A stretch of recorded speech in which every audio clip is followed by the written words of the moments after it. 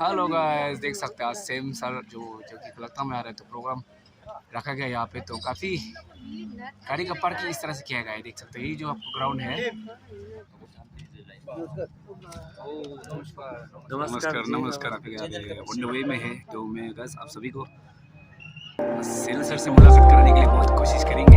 उसी के साथ मेरे साथ चले रहिए और उसी के साथ साथ देख सकते हैं और यहाँ पे जो कि उसका भी एक चैनल है, प्लीज उसको सब्सक्राइब कीजिए।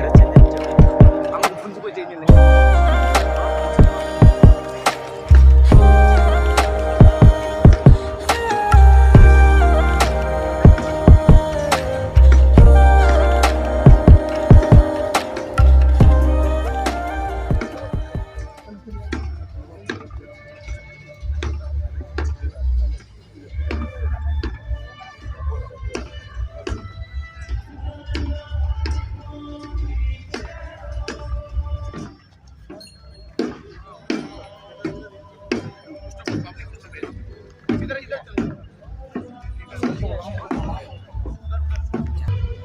तवांग में आप लोग ने लेके आया, मैंने काफी मना किया, उसमें काफी मना किया।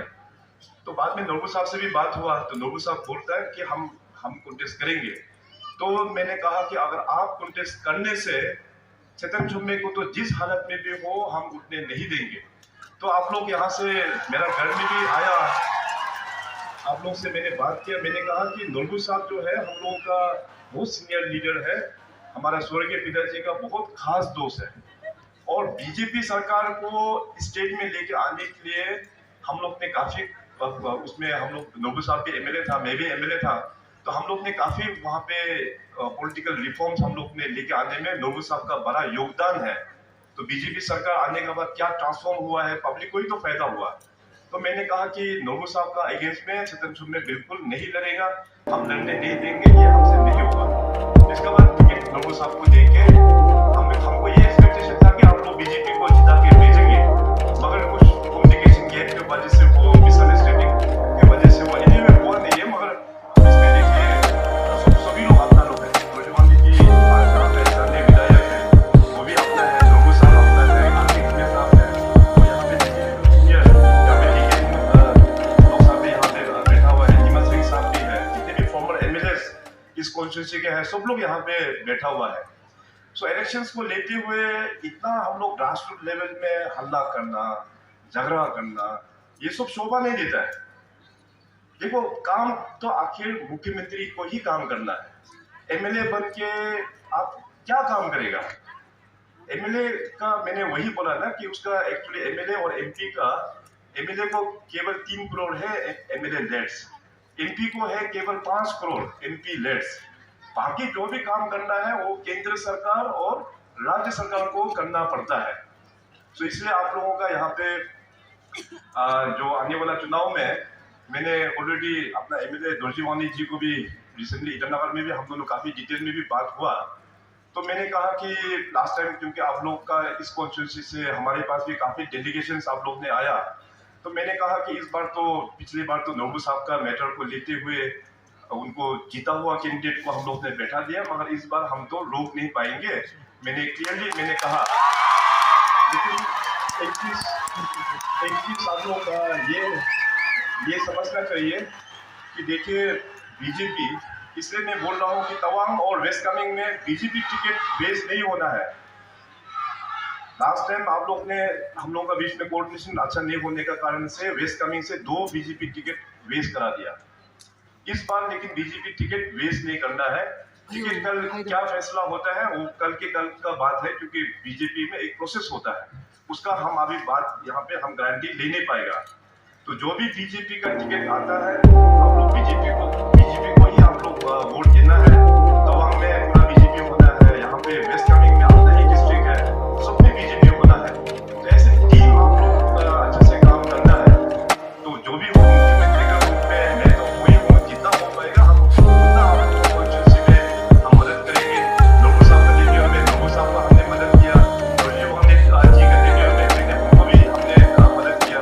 तो जो भी हो फ्यूचर में, तो जैसे कहा कि सीएम का ही रिस्पॉन्सिबल होता है डेवलपमेंट लेके जाने के लिए। तो अच्छा बात तो ये है ना कि अपना कम से कम एक पेमा खांडू इस रीजन का वहां में मुख्यमंत्री के रूप में बैठा हुआ है। तो हमारा आशीर्वाद और हमारा सपोर्ट हमेशा आप लोगों के लिए रहेंगे। तो पॉलिटिकल जो माहौल है खलाक्टंग में हो गया, इवन बुमला हो गया, इवन दिरांग में भी हो गया और अपना पालाकुम में हो गया, तो आपस में बातचीत करके आप लोग इसको सोल्व कर पाएगा तो सबसे अच्छा है। क्योंकि हमारा जो एनर्जी को आप लोग इलेक्शन के टाइम में अपना ही डिस्ट्रिक्ट में अगर हमको बिजी करके रखेगा तो मैं बाकी जगह हम कैसे कैंपेन में हम जा पाएगा। तो ये तो अपना को नुकसान हुआ कि नहीं हुआ। तो ब्रॉडली हम लोगों को एक सोचना है। आज एल्डर्स लोग भी यहाँ पे सब लोग बैठा हुआ है, फॉर्मर मिनिस्टर्स एमएलएस लोग भी यहाँ पे है। आप लोग काफी मेच्योर्ड है, एक मेच्योरिटी के साथ में इस चीज को डील करना चाहिए मेरा हिसाब से। क्योंकि सीएम के लिए ब्रॉडली देखा जाने से 60 कॉन्स्टिट्यूंसी में खलकटंग जो है केवल वो सिर्फ एक ही कॉन्स्टिट्यूंसी है। तो हमारे लिए एक्चुअली पर्सनली उतना मायने नहीं होता है, 60 में से ये केवल एक ही कॉन्स्टिट्यूंसी है। मगर अपना रीजन है जहाँ पे अपना शेड्यूल पिन लोग बैठा है, अपना मंपा समाज के लोग हैं, दोनों का फैक्ट तो ये है कि आपस में ही एक साथ ही बैठना है। इसलिए आपस में भाईचारा को बढ़ाते हुए अंडरस्टैंडिंग लेवल को बढ़ाते हुए अपना पॉलिटिकल चीज को थोड़ा बोलना चाहिए। Politics is an innovation. मैं इसको एक इनोवेशन के रूप में देखता हूँ। जैसे डॉक्टर्स होता है, इंजीनियर्स होता है, एडवोकेट्स होता है। पॉलिटिक्स तो हर एक 5 साल में आएगा जाएगा, मगर आप लोग तो यहाँ में परमानेंट आप लोग ही तो बैठेगा यहाँ पे। शेरगांव में जो है अपना शेड्यूल पेन लोग है वहाँ पे, आप ही लोग तो बैठेगा यहाँ पे परमानेंट, पड़ोसी तो आप ही लोग है। तो आपस में मिलते हुए तो एक नया दिशा में हम लोग का जाना है। बीजेपी को जो भी टिकट देगा उसको आप लोग पूरा सपोर्ट कीजिए। डेवलपमेंट के लिए हम पूरा जो नया प्लानिंग रिफॉर्म्स के साथ में आप लोगों को और भी हम नया ऊंचाई में हम लेके जाएंगे।